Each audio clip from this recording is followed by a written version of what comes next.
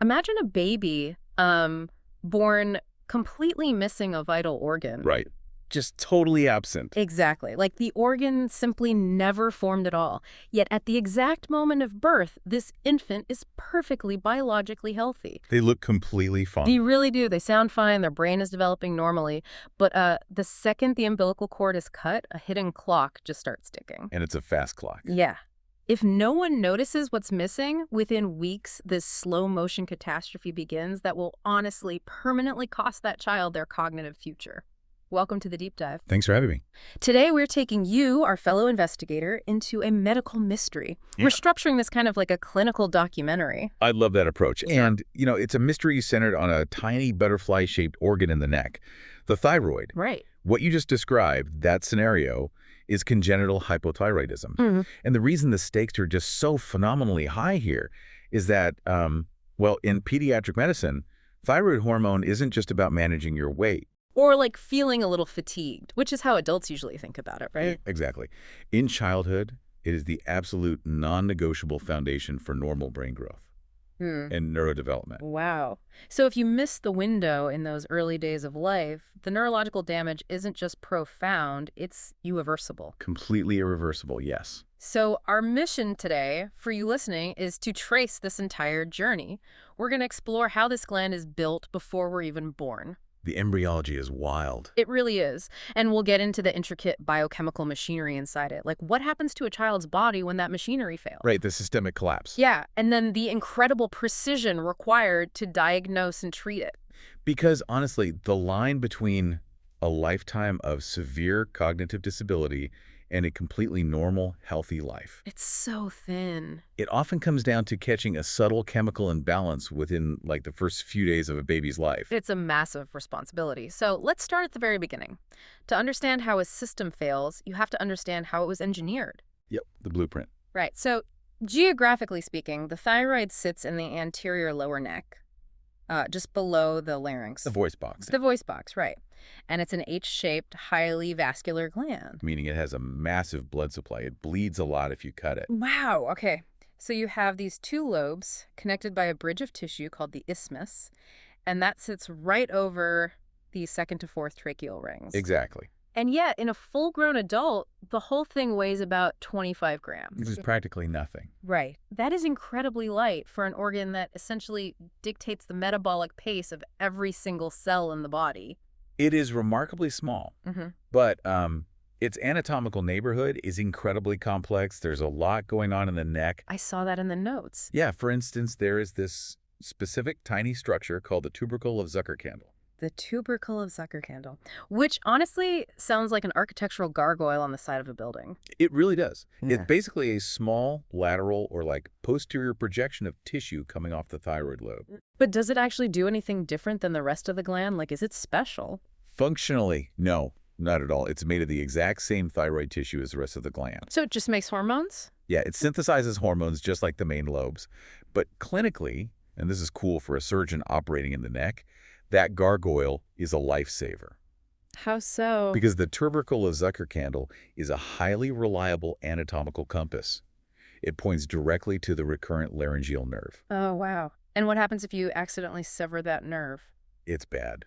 That nerve controls the vocal cords. Oh, no. Yeah, so if a surgeon damages it, say, while trying to remove a thyroid nodule, the patient wakes up with a paralyzed vocal cord. That's terrifying. It is. They might have a permanently hoarse voice, or if both nerves are damaged, they might not be able to breathe without a tracheostomy. Oh, my God. So finding that little tubercle isn't just medical trivia. Not at all. It's a critical safety landmark. Okay, so it's safely nestled over the trachea with these little landmarks pointing out the dangerous wiring nearby.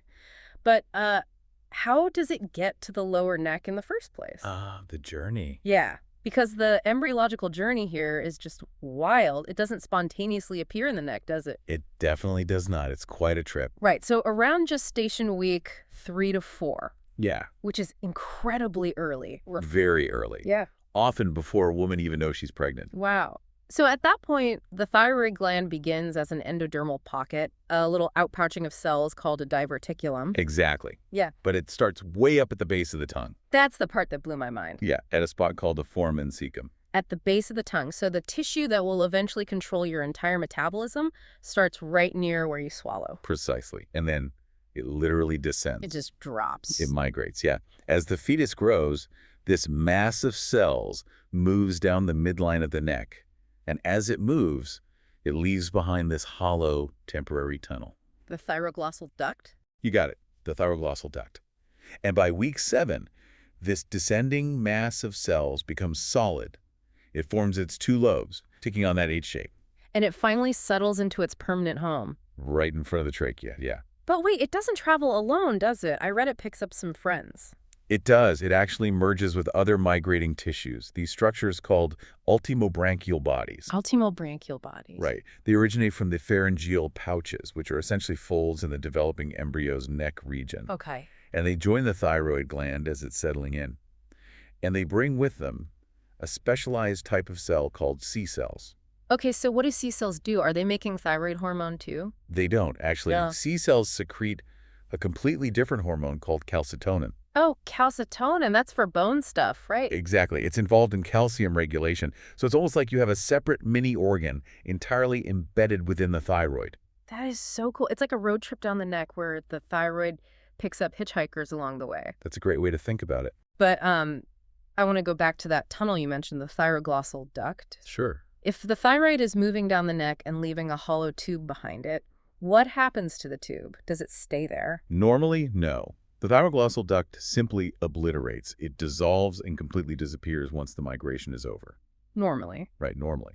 Mm. But sometimes it doesn't close all the way. It leaves behind an open space. And nature abhors a vacuum. Exactly. So fluid can accumulate in that open space, and it forms a cyst. Oh, wow. So if a clinician is examining a child and they find a lump in the exact midline of the neck, And it moves up and down when the child swallows. then what?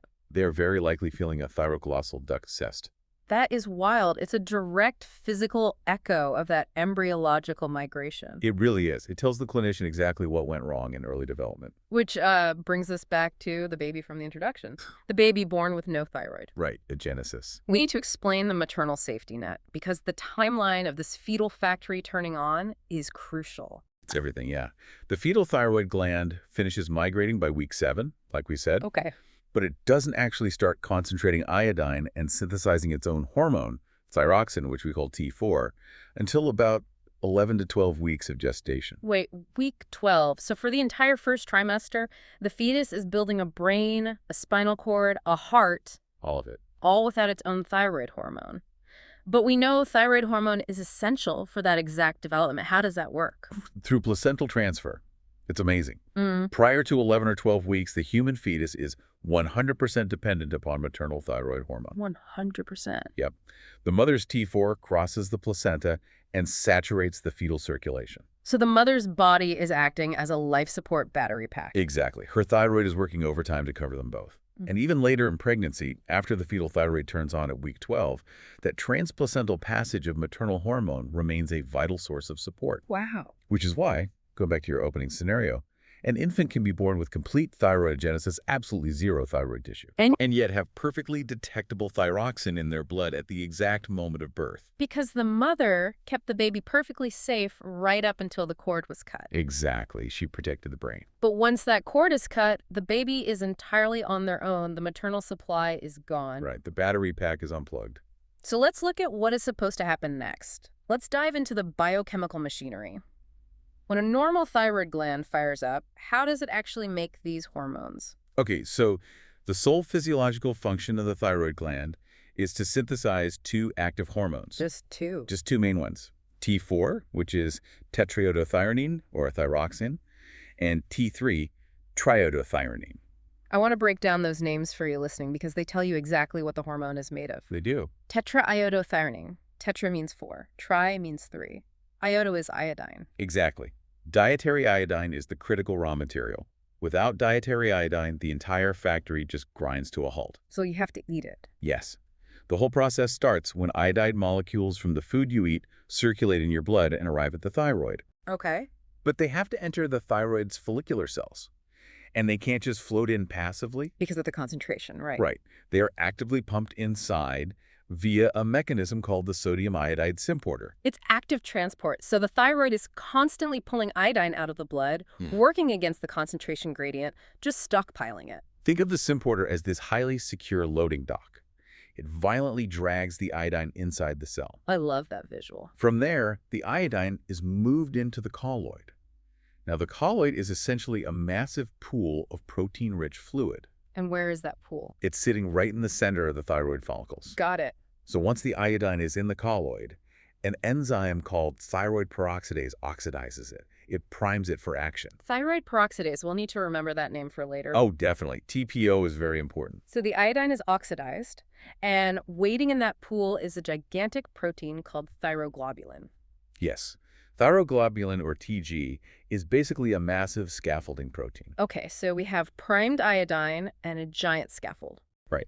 The oxidized iodine binds to specific amino acids on that scaffolding, specifically tyrosine residues. Tyrosine. Okay. This whole process is called organification because you are taking inorganic iodine and physically attaching it to an organic carbon molecule. So now we have iodine literally stuck to a giant protein. Right. And it's random, kind of. Some tyrosines get one iodine atom attached. We call that monoiodotyrosine, or MIT. Mono meaning one. Makes sense. Exactly. Some get two iodine atoms attached. Yeah. D-odotyrosine, or DIT. Deating too. Yep. Then comes the magic step, coupling. The enzyme folds the massive protein so that these modified tyrosines smash together. Like folding a piece of paper so two dots touch. Exactly. If you combine a DIT, which has two iodines, with another DIT. 2 + 2 is 4, you get T4. Or get T4. If you combine an MIT, which has one iodine, with a DIT. 1 + 2 is 3, you get T3. That is so elegant. It really is. So the complex thyroglobulin is sitting there in the colloid, fully loaded with T4 and T3, just waiting. It's like a massive, fully stocked warehouse. A huge warehouse. But when the brain sends the signal that the body needs more metabolism, how do those hormones get unstuck from that giant scaffolding protein? How do they get shipped out into the blood? Right, because they can't leave while attached. It requires a process called endocytosis. Endocytosis. Yeah. The thyroid cell essentially reaches out and swallows a tiny droplet of the colloid fluid. It brings it back inside the cell. It drinks from its own pool. Exactly. Once inside, this little droplet merges with lysosomes. And lysosomes, they're like the recycling centers of the cell, right? Full of destructive enzymes. You got it. They act like chemical scissors. Yeah. Through a process called hydrolysis, the lysosomal enzymes physically snip the T4 and T3 off the thyroglobulin scaffolding. Snipping the products off the assembly line. Yes. And once freed, the T4 and T3 pass through the base of the cell and enter the bloodstream to travel to the rest of the body. Okay, but what happens to the leftover scaffolding? And like the individual MITs and DITs that didn't form full hormones, do they just get thrown away? The thyroid doesn't waste a thing. Special enzymes strip the iodine off those leftover pieces and throw the iodine right back into the pool to be used again. Oh, wow. It is a wildly efficient closed-loop recycling system. That is incredible. But if this is a warehouse, it naturally has a limited capacity. Sure. If someone, say, stops consuming dietary iodine entirely, how quickly does the warehouse actually empty out? Well, in a healthy adult, that thyroglobulin reservoir is so large, it can actually supply the body for a few months. A few months? That's a huge reserve. It is. But in a growing child, the metabolic demand is vastly higher relative to their size. Oh, right, because they're growing. Exactly. The warehouse depletes much faster. When dietary iodine is chronically insufficient, the factory goes into panic overdrive. What does the brain do? The brain pumps out signaling hormones, screaming at the thyroid to work harder. And this causes the gland to literally grow new tissue. It's trying to cast a wider net to catch whatever trace amounts of iodine might float by. And that physical growth of the thyroid, that's a goiter, right? Yes. You see this massive swelling in the anterior neck. And historically and tragically still in some impoverished inland regions today without iodized salt, this dietary failure leads to endemic cretinism. It's heartbreaking. The child develops a massive goiter, and because their growing brain is starved of T4 and T3, they suffer severe neurodevelopmental retardation. Which perfectly highlights the systemic functions of these hormones. Let's talk about the why. Okay. We've said thyroid hormone controls metabolism, but what does that actually mean on a cellular level? Like, let's break down why a failure is so catastrophic to the body. Let's start with thermal regulation. Thyroid hormones essentially control the thermostat. Okay. They stimulate the expression of specific uncoupling proteins in tissue, particularly brown adipose tissue. This process literally generates heat. Oh, wow. So without T4, a child literally cannot keep their body warm. Right, they suffer from hypothermia and profound cold intolerance. Man. What about the heart? Why does hypothyroidism cause bradycardia, like a dangerously slow heart rate? Because thyroid hormones directly upregulate beta-adrenergic receptors in the heart. Those are the receptors that respond to adrenaline, right? Yes. They also dictate the type of myosin-heavy chains synthesized in the heart muscle, which controls how forcefully the heart contracts. Okay, so when T4 drops, The heart loses its sensitivity to adrenaline, and the muscle contractions become physically sluggish. Cardiac output just plummets. it also affects the skin, right? Making it dry and sallow. Yeah, because it governs the turnover rate of epidermal cells and the secretion of sweat and sebum. Without it, dead skin cells just build up and sweating completely stops. Wow. What about delayed deep tendon reflexes? Like when a doctor taps your knee with a hammer and the leg kicks out really slowly, why does that happen? That's a great physical sign. Muscle contraction requires calcium to flood the muscle fibers, but relaxation requires that calcium to be rapidly pumped back into storage. Okay. Thyroid hormone powers those calcium pumps in the sarcoplasmic reticulum. So without enough hormone, The muscle can contract, but it takes an abnormally long time to pump the calcium away and actually relax. Hence, the delayed reflex. that makes total sense. It also controls skeletal maturation, leading to severe growth retardation. It increases bone turnover. It even regulates the gut, right? Very much so. Without it, gut motility slows to a crawl, leading to severe constipation. It really touches every single system. It does. It stimulates the conversion of carotene to vitamin A. Mm. When you look at the symptoms of pediatric hypothyroidism, you aren't looking at one localized disease. Right. You're watching a slow-motion systemic collapse of the human body's entire physiological engine. Every single system downshifts. Which makes total sense for almost every symptom on the clinical presentation list.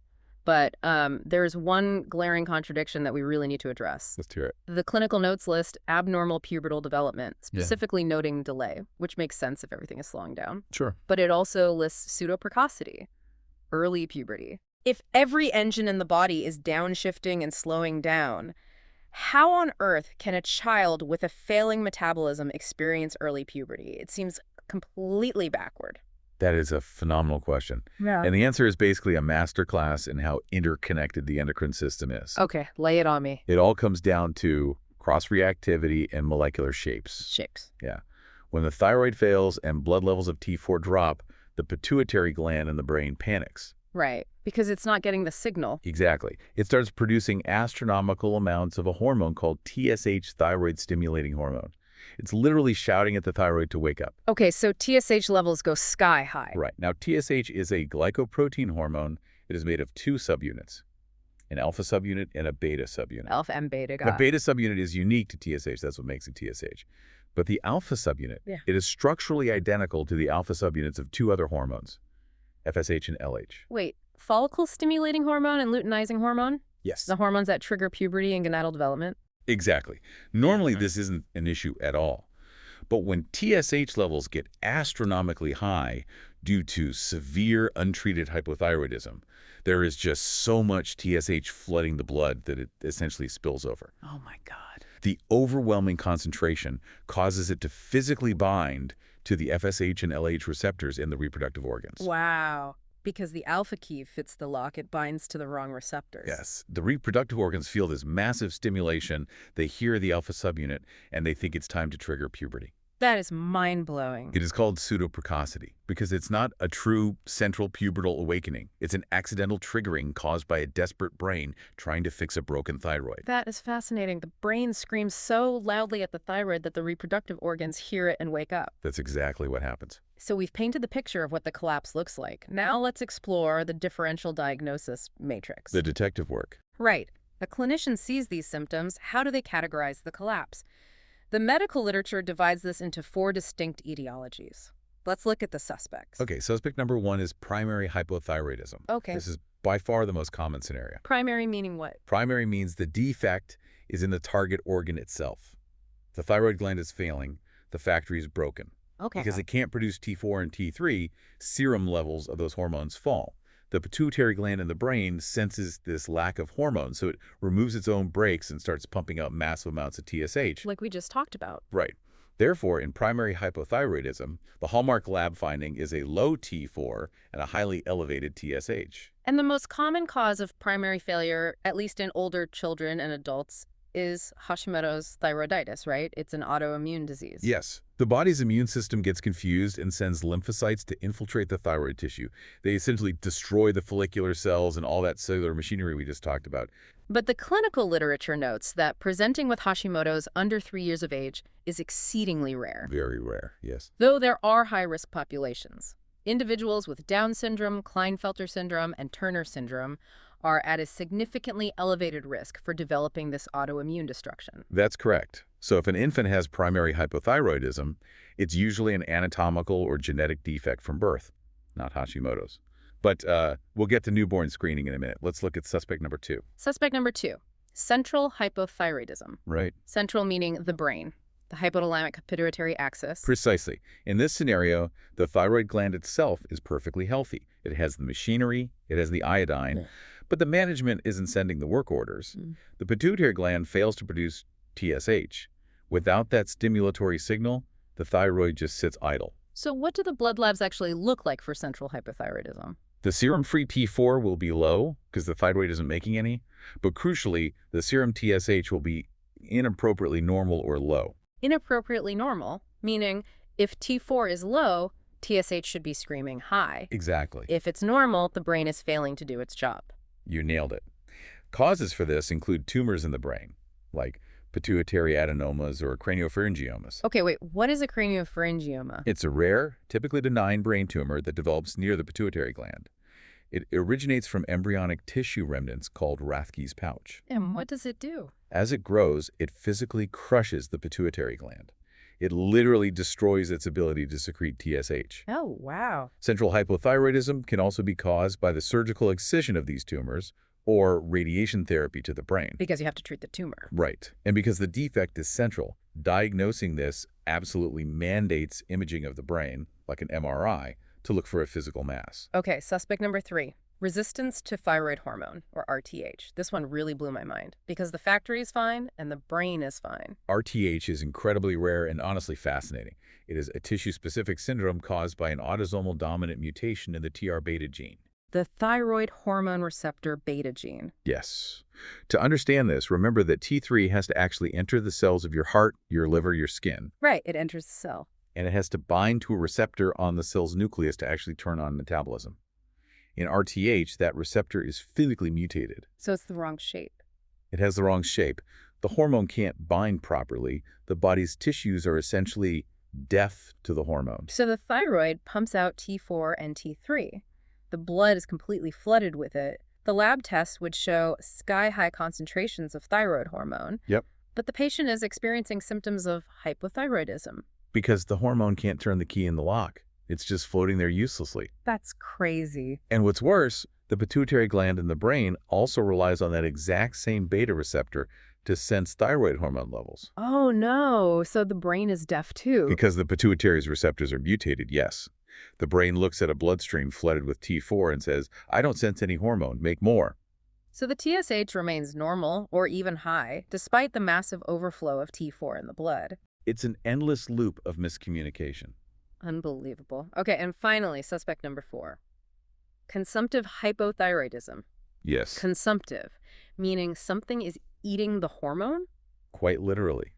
The thyroid's healthy, the brain is healthy, the receptors are healthy.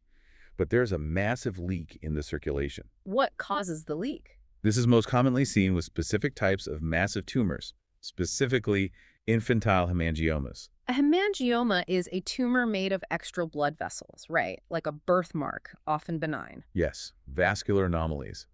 But some massive hemangiomas express extraordinarily high levels of an enzyme called type 3 deiodinase, or D3. Deiodinase, wait, an enzyme that strips iodine off the molecule? Precisely. Remember earlier we said the thyroid uses deiodinases to recycle leftover MIT and DIT inside the warehouse? Yeah, the chemical scissors. Well, D3 specifically targets active T4 and T3 and strips away the crucial iodine atoms, instantly deactivating the hormone. Oh, wow. If an infant has a massive hemangioma expressing millions of these D3 enzymes. Those enzymes chew up the circulating T4 and T3 faster than a perfectly normal thyroid could ever possibly synthesize them. So the factory is running at 100%, but a shredder was installed right on the conveyor belt before the product reaches the body. That's exactly it. It's consumptive. The systemic hypothyroidism develops purely from accelerated degradation. So those are our four suspects: primary failure, central failure, receptor resistance, and consumptive degradation. Right. Now we have to explore the diagnostic arsenal. How do clinicians actually catch this, especially in an infant who, as we established, looks completely healthy at birth because of the mother's hormones? Right, you can't tell just by looking. Let's talk about the universal newborn screening program, because it is an absolute race against time. The statistics really highlight why this is a global public health priority. 1 in every 3,000 to 4,000 children is born with permanent congenital hypothyroidism. Wow. To put that in perspective, that is a staggering number of infants every year globally. It's very common in the grand scheme of rare diseases. And what actually causes it in newborns? We established it's not usually the autoimmune Hashimoto's disease. Right, it's rarely autoimmune in babies. Yeah. About 85% of these cases are sporadic, meaning they aren't inherited, they just happen. This category is called thyroid dysgenesis. Dysgenesis, meaning bad formation. Exactly. It encompasses anatomical defects, like agenesis, where the gland simply didn't form at all, or hypoplasia, where it formed but is too small to function adequately, or ectopi. Ectopic tissue, meaning it formed, but it's in the wrong place. Exactly. Tying back to our embryology discussion, maybe the gland started at the base of the tongue, at the foramen cecum, but it failed to migrate down the neck. It just stayed at the tongue. Yeah, it just stayed there. An ectopic lingual thyroid cannot produce enough hormone to sustain a growing child. Okay, so that's 85% of cases. What about the other 15%? About 10% are due to dyshormonogenesis. Dyshormonogenesis. These are inborn autosomal recessive genetic defects in the actual hormone synthesis pathway. Meaning the anatomy is perfectly in place in the neck, but the biochemical machinery is broken. Yes, like a genetic mutation in the sodium iodide's importer, or a defect in the thyroid peroxidase enzyme so the iodine can't be oxidized. Wow. So the factory is built, but the assembly line is fundamentally broken from day one. Exactly. And because of the maternal battery pack, the mother's T4 protects the infant's brain up until birth. You cannot look at the baby and know they have dyshormonogenesis or agenesis. Right. But once that umbilical cord is cut, the clock starts ticking. The brain's requirement for T4 to myelinate nerves and build dendritic branching in the first few months of life is non-negotiable. If you don't catch it and treat it ideally within the first 2 weeks of life, the brain damage is permanent, right? Yes. Treatment delay of congenital hypothyroidism remains one of the most common preventable causes of severe cognitive disability in the entire world. That is heavy, which is why we screen every single baby. We prick their heel, take a spot of blood, and test the TSH and T4. Every single one. Yes. But hold on. I noticed a massive timing paradox in the screening protocols. Oh, the neonatal surge. Yeah. Given that every hour counts for the brain and we want to start treatment immediately, intuition says we should test the baby the very minute they are born. Right. It makes logical sense, sure. But the absolute medical rule is that newborn screening specimens must ideally be obtained between 2 and 4 days of age. Why wait? We're losing precious days. Because of a vital physiological phenomenon known as the neonatal surge. What's that? Well, birth is, biologically speaking, an incredibly traumatic and stressful event for an infant. They transition from a warm, fluid-filled, temperature-controlled environment into the cold, harsh air of the delivery room. And how does that affect the thyroid? That sudden cold stress triggers the baby's hypothalamus to release massive amounts of thyrotropin-releasing hormone, or TRH, which forces the pituitary to dump a colossal spike of TSH into the blood. Ah. So TSH and T4 levels absolutely skyrocket for the first 24 to 48 hours of life, naturally. Oh, so if you test the baby on day 1, right after birth, the TSH is naturally sky high just from the stress of being born. Exactly. You would get a false positive, you would look at the lab result, see an astronomically high TSH, and wrongly diagnose a perfectly healthy baby with primary hypothyroidism. That makes so much sense. So you have to wait. You have to let the neonatal surge settle down and clear from the bloodstream. By days 2 to 4, the baby's true baseline is established. Okay, and if you test on day 3 and the TSH is high and the free T4 is low. Then the clinical rule is absolute. An infant with high TSH and low T4 should be considered to have congenital hypothyroidism until proven otherwise. You don't wait for more tests. No. It warrants immediate medical attention and the initiation of high-dose levothyroxine therapy to normalize their thyroid status as fast as physiologically possible. Wow. You do not wait for confirmatory imaging to start treatment. You protect the brain first. So let's talk about the specific laboratory investigations once a child is flagged. Serum TSH and free T4 are the undisputed gold standards. Absolutely. TSH tells you what the brain is asking for, and free T4 tells you what the gland is delivering. But I want to zero in on what you call the T3 trap. Yes, this is crucial for clinicians. Because if T3 is the active hormone that actually enters the cell nucleus and does the work, why isn't serum T3 the very first thing we check? The texts specifically warn that serum T3 is not a helpful diagnostic test for hypothyroidism. Why? It seems highly counterintuitive, doesn't it? If T3 is the active molecule, test the T3. Right. But it's a trap. To understand why, you have to realize how desperate the body is to maintain its metabolic rate. Okay. When the thyroid gland starts failing, it realizes it can't make enough total hormone.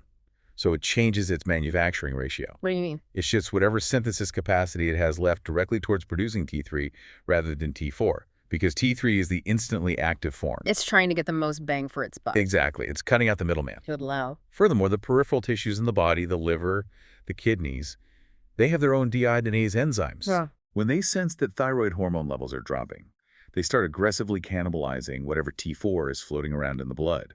They strip an iodine atom off to forcefully convert it into T3. Wow. So the body is basically liquidating its savings account, the T4, to keep the checking account, the T3, looking flush. That is a perfect analogy. Yeah. Yes.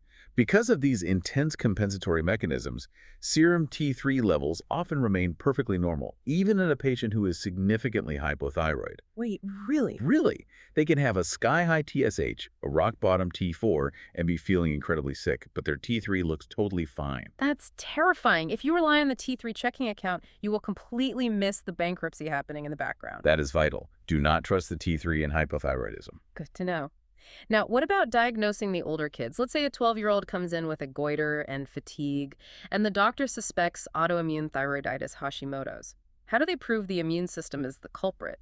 They look for the weapon that the immune system is using. They test for specific autoantibodies in the blood. Documenting high serum titers of antithyroid autoantibodies is sufficient for diagnosis. And there is a specific order of operations here, right? Yes. The clinical rule is to test for antithyroid peroxidase antibodies first. Anti-TPO. Wait, thyroid peroxidase. That was the enzyme in the colloid that oxidizes the iodine. Exactly. The immune system has formed antibodies specifically designed to seek out and destroy that exact enzyme. Anti-TPO antibodies are the most sensitive marker. So if they are elevated, you have your diagnosis. Yep. If they are negative, but you still strongly suspect Hashimoto's, you add a second test for antithyroglobulin antibodies. Antibodies attacking the scaffolding protein. Exactly. Using both tests gives you a 95% combined diagnostic sensitivity. So blood labs give us the what and the why, but sometimes, especially in infants, you need to see the where and the how. You need imaging. Right. You need to know if the gland is ectopic or entirely missing, or if there is a nodule. This brings us to radiological detective work. First up is thyroid sonography, an ultrasound. Sonography is fantastic because it is completely non-invasive and involves absolutely no radiation. Always good for kids. Exactly. Yeah. It accurately quantifies the physical size of the gland. It confirms if there are solid or cystic nodules. And if they find a nodule, Crucially, if a nodule looks suspicious, the ultrasound guides a fine needle aspiration. The doctor can watch the needle in real time on the screen to ensure they sample the exact right tissue. optimizing diagnostic accuracy. And patient safety. But an ultrasound only shows anatomy. Right. It shows you the building. It doesn't tell you if the lights are on and the factory is working. That's right. Just shows structure. For function, you need thyroid scintigraphy. Yes. Scintigraphy is a functional imaging technique.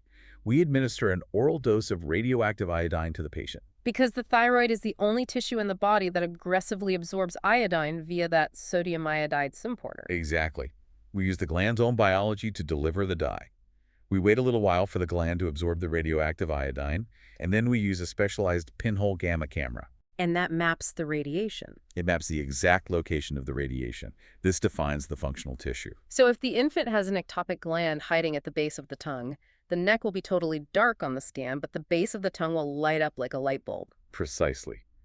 It also determines the functional status of nodules. Like, Is a nodule hot, absorbing lots of iodine and producing hormone autonomously, or cold, not absorbing iodine, which might raise suspicion for malignancy? But there's a crucial, highly specific detail here regarding pediatric patients. Oh, the isotopes. Yes. When you use radioactive iodine, you can use different isotopes. The two common ones are iodine-131 and iodine-123. But the medical guidance explicitly dictates that I-123 is strongly preferred in children. Why? If they both light up the thyroid, what's the difference? It all comes down to physics and radiation exposure.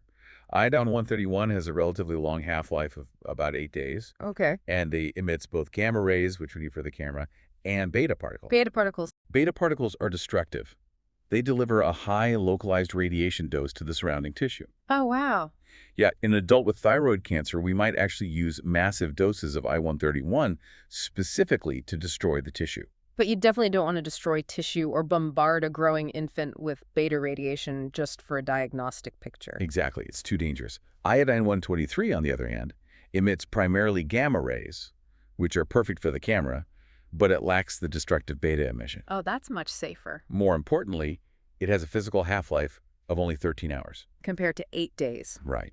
It provides excellent, crisp imaging, and then the radioactivity decays and vanishes from the child's body very rapidly.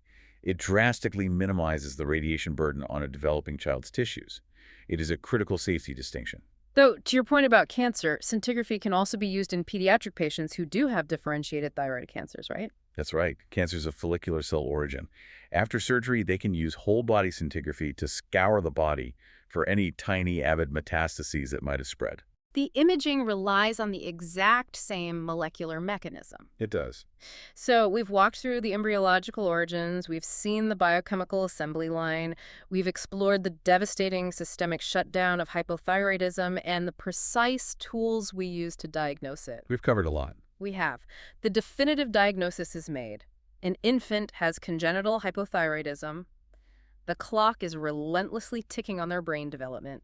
How do we rescue this child? This brings us to the treatment blueprint. Given everything we've discussed, the complex receptors, the deiodinases, the binding proteins, you might expect the treatment to be overwhelmingly complex. You would think so.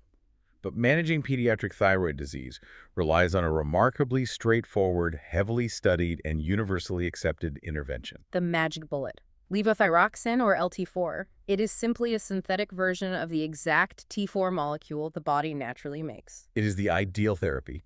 It is almost universally tolerated because it is bioidentical. And one of the pharmacological properties that makes it a true game changer is its pharmacokinetics. Meaning how it moves through the body.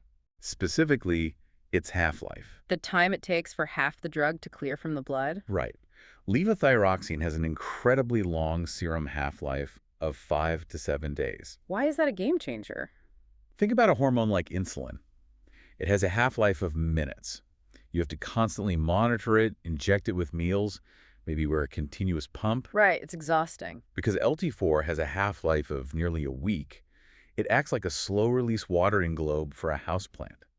It creates a deep, stable reservoir of hormone in the blood. So you don't need a pump? No. It permits the simple convenience of once-daily oral dosing.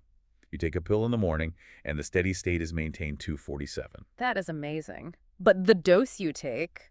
This is where I need to push back. Okay. Because when I looked at the clinical dosing charts, the numbers seem completely backward. Let's look at the weight-based dosing paradox. Let's walk through them. It scales heavily by age. Okay, let me read the specific recommended LT4 treatment doses, which are based on body weight, modified from standard pediatric guidelines. Go for it. For a fully grown adult, the standard maintenance dose is about 1.6 micrograms of levothyroxine per kilogram of body weight. Right, 1.6. For a 10 to 15-year-old adolescent, it's 2 to 4 micrograms per kilogram. For a 3 to 10-year-old child, 3 to 4 micrograms. A 1 to 3-year-old toddler, 4 to 6 micrograms. An infant, 6 to 12 months, 6 to 8 micrograms. It keeps going up. An infant, 3 to 6 months, 8 to 10 micrograms. And a newborn, 0 to 3 months of age, requires 10 to 15 micrograms per kilogram. It's a massive escalation. Wait, A newborn requires nearly 10 times the relative dose per kilogram compared to an adult. How is that physiologically possible? It sounds alarming, doesn't it? A newborn's liver and kidneys are tiny. If you took an adult and gave them 10 times the prescribed dose of levothyroxine, they would develop severe hyperthyroidism. They absolutely would. They would have heart palpitations, sweating, tremors. You could send them into cardiac arrest. You really could. It is a staggering difference. But if we connect this to the mechanism of what a newborn's body is actually doing, it makes perfect biological sense. How so? An adult is simply maintaining their biology. Their brain is fully built. An infant is not maintaining. They are building a central nervous system from scratch at an explosive rate. Okay, great. The metabolic demands of infant neurodevelopment, myelination, synapse formation are astronomically high. Furthermore, in an infant with congenital hypothyroidism, you are starting from a massive deficit. Right. The maternal battery pack was unplugged and their own battery is dead. Exactly. You are racing against time.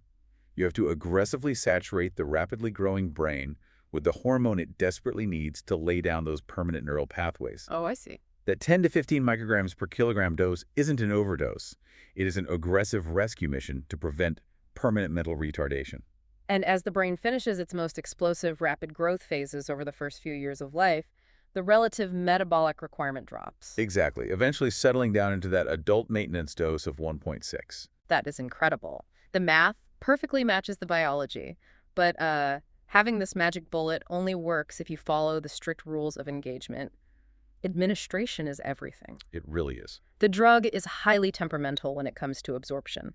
To maximize intestinal absorption, levothyroxine must be taken on an empty stomach, typically 30 to 60 minutes prior to food or other medications. Yes. The fasting state ensures the pill dissolves and the LT4 passes through the gut wall without interference. But getting a toddler to fast and wait 60 minutes to eat. It's tough. Yeah. And while timing is crucial, pediatric endocrinologists will tell you that consistency is actually the most critical factor. Consistency over perfection. Always. It is better to take it slightly suboptimally, but exactly the same way every single day rather than perfectly one day and terribly the next. Because consistency allows the doctor to adjust the dose based on study labs. Right. But what if a parent just forgets a dose? It's bound to happen. You have a screaming toddler, a crazy morning, the pill gets missed. It happens all the time. The clinical guidance is actually clear and quite forgiving because of that long half-life we talked about. Okay, what do they do? Parents should be counseled that if one day's dose is inadvertently missed, they should simply double their dose on the following day to compensate. Just take 2 pills the next day. Yep. The massive blood reservoir acts as a buffer. The temporary dip is smoothed out, and the systemic levels remain stable. That's reassuring. But there are saboteurs, chemical compounds that will ruin this carefully calculated rescue mission. Oh, definitely. Several common conditions and everyday medications drastically alter LT4 requirements. For instance, oral iron supplements, calcium carbonate supplements, and drugs like sucralfate. Those are binders. Binders, meaning what? If you take an iron pill or a calcium chew at the exact same time as levothyroxine, the heavy metals physically bind to the LT4 molecule inside the stomach. They create a massive, insoluble complex. So the pill goes in, but the hormone can't be absorbed through the gut wall. Exactly. It just passes right through the intestines and into the toilet. Wow. The patient swallows their medicine every day, but clinically, they are starving for hormone. So you have to space those supplements hours apart from the LT4. At least 4 hours apart, usually. But it's not just supplements in the gut. There are saboteurs in the liver, too. Like what?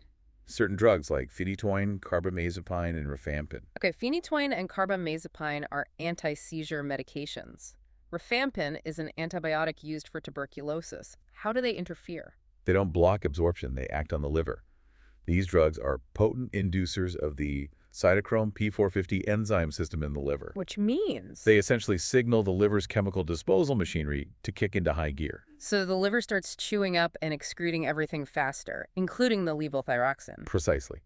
The LT4 is absorbed normally, but it's destroyed too quickly. Oh, man. If a child with hypothyroidism develops epilepsy and is put on carbamazepine, the clinician has to know that the patient's liver is now a hyperactive shredder. They will suddenly need a significantly higher dose of LT4 to outpace the liver and maintain normal blood levels. Exactly. And then there's the ultimate metabolic shift, the pregnancy adjustment. Yes. This is vital for our adolescent and adult patients who've been stable on a dose for years. The clinical data shows that a normal pregnancy increases thyroid hormone requirements by an average of 47%. 47%. It's huge. Why such a massive jump? Two main reasons. First, early in pregnancy, the placenta produces massive amounts of HCG, human chorionic gonadotropin. A pregnancy hormone. Right, and the alpha subunit of HCG is actually identical to TSH. Oh, another cross-reactivity. Yes, so HCG weakly stimulates the thyroid to make more hormone. Yeah. Second, high estrogen levels during pregnancy cause the liver to produce massive amounts of thyroxine-binding globulin, or TBG. A binding protein. So the TBG acts like a sponge, just soaking up all the free active T4 in the blood, making it inactive. Exactly. The body has to produce nearly 50% more total hormone just to saturate all those new sponges and still have enough free hormone left over. Left over to run the mother's metabolism, AND, provide that vital maternal safety net for the fetus's brain development until week 12. You've got it perfectly. Because this increase is so massive and happens so early in pregnancy, the protocol doesn't wait for labs to drop right. It is wonderfully proactive. Has to be.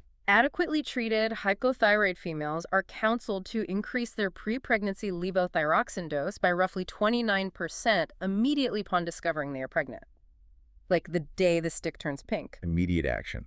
And practically, instead of trying to cut tiny pills into fractions, this is done quite simply. How so? By telling the patient to take 2 extra daily doses each week. Take your normal pill every day, but say, on Tuesday and Saturday, take 2. Oh, that's smart. The 7-day half-life smooths it all out. Exactly. So you've established the correct dose, you've avoided the saboteur supplements, you've adjusted for liver enzymes or pregnancy. Now you monitor. Right, the follow-up. And the goals are incredibly strict. You want to normalize the serum TSH and maintain the free T4 in the upper half of the normal reference range. It is a very tight leash. You check labs 2 to 4 weeks after starting treatment or after any dose adjustment, then every 1 to 2 months in the first 6 months of life. That's a lot of blood draws for a baby. It is, but it's necessary. Every 3 to 4 months between 6 months and 3 years of age, and every 3 to 6 months in growing children until they finish puberty. And what exactly are we targeting in the labs? For primary hypothyroidism, the goal is to adjust the therapy to keep the serum TSH perfectly in the lower half to the middle of the normal range, about 0.5 to 3.0 microunits per milliliter. But wait, if a child has central hypothyroidism where the pituitary gland is crushed by a tumor and can't make TSH anyway, you can't use TSH as a target. Excellent point. For central hypothyroidism, TSH is a useless marker. You ignore it entirely. What do you do instead? You dose exclusively to achieve a serum-free T4 concentration in the upper half of the normal range. Got it. But as with any medical intervention, there can be side effects or complications. You mentioned one earlier in the clinical notes that is terrifying to hear, but fascinating medically. Pseudotumor cerebri. Yes. The term literally translates to false brain tumor. Sounds awful. It's a condition technically known as idiopathic intracranial hypertension. It is a rare complication of rapidly initiating levothyroxine therapy in a severely hypothyroid child. What actually happens? The precise mechanism isn't fully understood, to be honest, but the sudden rush of normal metabolism seems to alter cerebrospinal fluid dynamics. The fluid around the brain. Right. The child experiences increased intracranial pressure. They get severe headaches, maybe vision changes. It clinically mimics the pressure buildup of a growing brain tumor. But there is no tumor. There is no tumor, and what's fascinating is how quickly it reverses. It usually resolves simply with a temporary discontinuation or rapid reduction of the LT4 medication. You just pause the meds. You pause, the cerebrospinal fluid pressure normalizes, Yeah. and then you can cautiously, much more slowly, restart the therapy. So after all of this, the rigorous daily dosing, the strict fasting, the relentless blood tests every few months, what is the ultimate goal? Does a child diagnosed at birth have to be on this medication forever? Parents should be definitively counseled that with early detection and consistent treatment, the child's somatic growth and neurologic outcome will be completely 100% normal. That's incredible. They will reach their full genetic potential. Yeah. But as for whether it's forever, remarkably, not always. Because sometimes the thyroid dysgenesis was transient. Yes. In some cases, the infant's axis was just incredibly delayed in waking up, or maternal antibodies transferred during pregnancy temporarily suppress the infant's gland. And because we start treatment so aggressively at day 3 without waiting to find out if it's permanent or transient. Right. We sometimes end up treating transient cases long term. So how do you find out? You can't just stop the drug when they are a baby. Absolutely not. The brain is far too vulnerable. But by age 3, The most critical, explosive window of brain myelination and neurodevelopment is secured. The foundation is poured and set. Exactly. Therefore, a trial off levothyroxine therapy may be safely offered after 3 years of age. You just stop the pill and watch the blood labs. Yes. You taper them off and monitor the TSH and T4 closely. If the axis wakes up, if the thyroid proves it can make its own hormone and keep the TSH normal, they are cured. It was transient. And if it wasn't? If the T4 plummets and the TSH skyrockets, the defect is permanent, and they resume the daily pill for life. But either way, their brain is safe. When you look back at the sheer scope of this, from the embryological migration from the base of the tongue to the safety net of maternal hormones crossing the placenta. Quite a journey. It really is. Yeah. And the high-stakes race against the clock in the neonatal ward to catch that 1 in 3,000 infant. Pediatric thyroid management truly is one of modern medicine's greatest triumphs. It is the pinnacle of preventative endocrinology. We have systematically found a way to completely prevent severe, permanent cognitive disabilities with a single, highly engineered daily pill. It is a miracle of modern science. But as we wrap up this deep dive, I want to leave you, the listener, with a final provocative thought to ponder on your own. It builds on what we just discussed about the saboteurs of treatment. Consider the deep irony of our modern lifestyle on this ancient, finely tuned hormonal system. The irony is real. We have marshaled all of this incredible scientific knowledge. We mapped the embryology. We engineered bioidentical synthetic hormones with a perfect 7-day half-life. We instituted universal newborn screening to save an infant's brain before symptoms ever show. Huge achievement. Yet, simple, everyday, modern nutritional choices can completely neutralize all of that cutting-edge science.